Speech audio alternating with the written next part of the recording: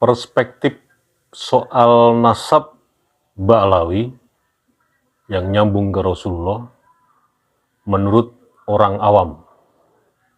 Dilanjutkan dengan permainan kuda Troyanya Ba'lawi. Nah, perspektif awam ini nanti dulu, jangan langsung diserang bahwa menanggapi tentang polemik nasab ini, terutama kepada salah satu tokoh historis bernama Ubaidillah ini, mentang-mentang ini orang awam terus jangan disikat itu sebagai sebuah pekerjaan yang ngawur, asal buat konten, asal ngomong, tapi tidak menggunakan ilmu pengetahuan. Nanti dululah, jangan skeptis dulu soal ini. Kenapa ini ditarik kepada ranah awam? Ya, kebanyakan dari kita ini kan orang awam semua yang tidak menguasai betul tentang kitab-kitab kuno, manuskrip, apalagi tentang nasab yang itu terlampau sangat jauh sekali ketika dibahas di era modern sekarang ini. Nah, kembali lagi kepada Ubaidillah. Nah, Kiai Haji Imanuddin ini kan seperti seorang eksternal lah yang mempertanyakan Ubaidillah ini kan ada kekosongan waktu selama kurang lebih 550 tahun. Artinya kalau secara awam tuh begini interpretasinya. Ini kita contohkan di alam modern sekarang ini ya. Anggap saja saya ini adalah Ubaidillah. Umur kurang lebih sekarang udah 50 tahun. Nah, tiba-tiba entah bagaimana dan segala macamnya, saya ini diberi surat warisan. Diberi wasiat sebuah warisan bahwa saya ini adalah nyambung kepada seorang tokoh yang terpenting di Indonesia ini. Katakanlah Jokowi aja. Nah, tentu saja orang di luar sana yang kritis ini pasti akan menanyakan, tidak mungkin Ubaidillah, ini contoh saja ya, saya ini adalah sebagai anak keturunannya Jokowi. Dari mana? Mana datanya? Mana kekuatan hukumnya? Meskipun dari tim saya ini ada di situ satu komunitas lawyer, kemudian ada juga seorang notaris yang secara hukum lengkap itu, dilihat memang resmi bahwa saya ini Ubaidillah memang anaknya Jokowi gitu loh. Nah, kekosongan waktu, katakanlah saya lahir di tahun 70 gitu loh. Nah, kekosongan waktu kurang lebih tahun 70, sekarang tahun 2023 ya. Kekosongan waktu, rentang waktu atau interval waktu itu dipertanyakan oleh Kiai Haji Imanuddin. Mana bukti akte kelahiran Anda kalau Anda itu adalah anaknya Jokowi? Kemudian, lawyer saya, notaris saya menyerahkan semuanya, bukti-buktinya. Nah, yang nggak sah apa di sini? Kalau secara awam nih, saya sudah dikasih surat resmi dari notaris bahwa saya anaknya Jokowi. Saya sudah dikasih semualah seperti surat wasiat dan segala macam.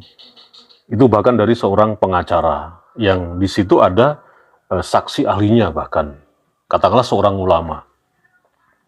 Tapi Kiai Haji Imanuddin tetap menyangkal data-data saya yang saya berikan, yang dari notaris dan lawyer saya tadi. Kira-kira apa yang kurang lengkap atau yang tidak sah menurut Kiai Haji Imanuddin? Akte ada, surat wasiat yang itu menunjukkan silsilah saya ke Jokowi ada wong udah ditandatanganin notaris. Apa kira-kira? Yang nggak ada itu adalah akte kelahiran saya zaman waktu saya lahir tahun 70 gitu loh. Yang waktu itu tentu beda akte kelahirannya dengan tahun sekarang ini yang sudah diprint oleh Dukcapil. Pada tahun 70-an itu masih satu selembar kertas gitu, yang kertas buram, yang ada stempelnya pemerintah atau stempelnya katakanlah saya lupa ya, stempel tentang kelahiran saya itu. Nah, yang dipertanyakan oleh Kiai Haji Ma'ruf yaitu akte kelahiran Ubaidillah yang sejaman itu, ya itu yang dimaksud waktu tahun-tahun yang menurut tulisannya atau tesisnya Kiai Haji Ma'ruf, kekosongan 500 tahun dari awal kekosongan inilah yang dipertanyakan oleh Kiai Haji Manudin.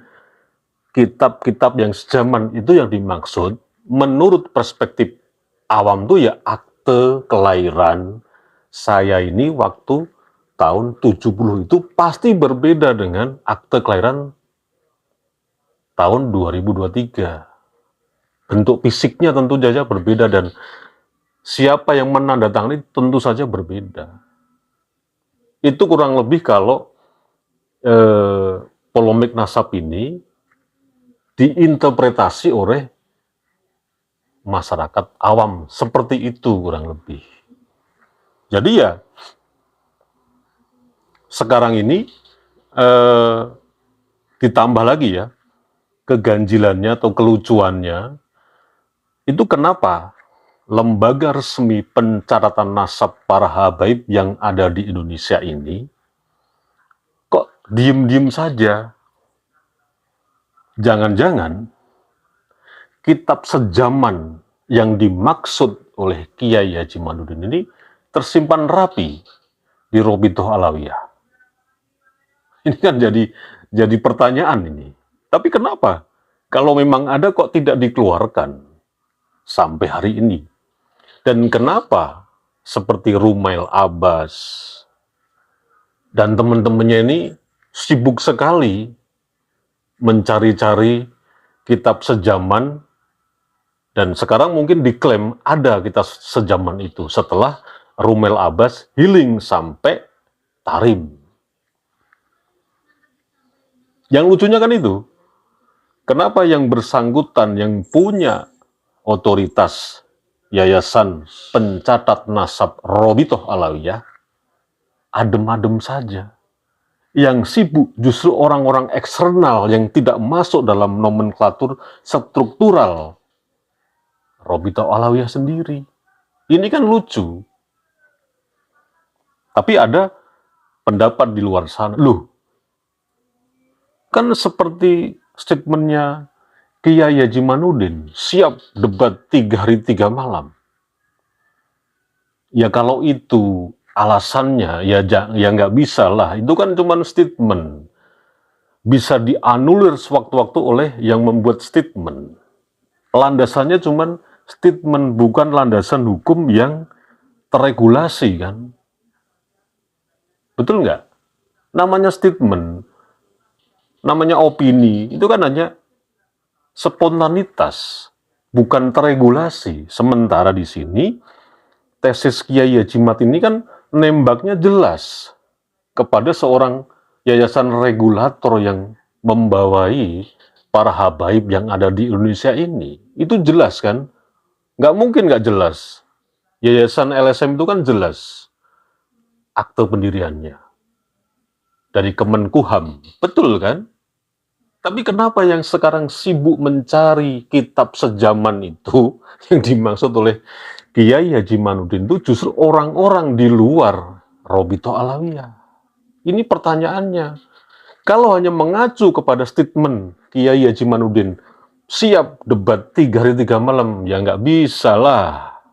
Kita harus bedakan konteksnya, regulasinya, peristiwanya, itu harus jelas. Pasti akan berbeda-beda, jangan di generalis semua dong. Gitu loh.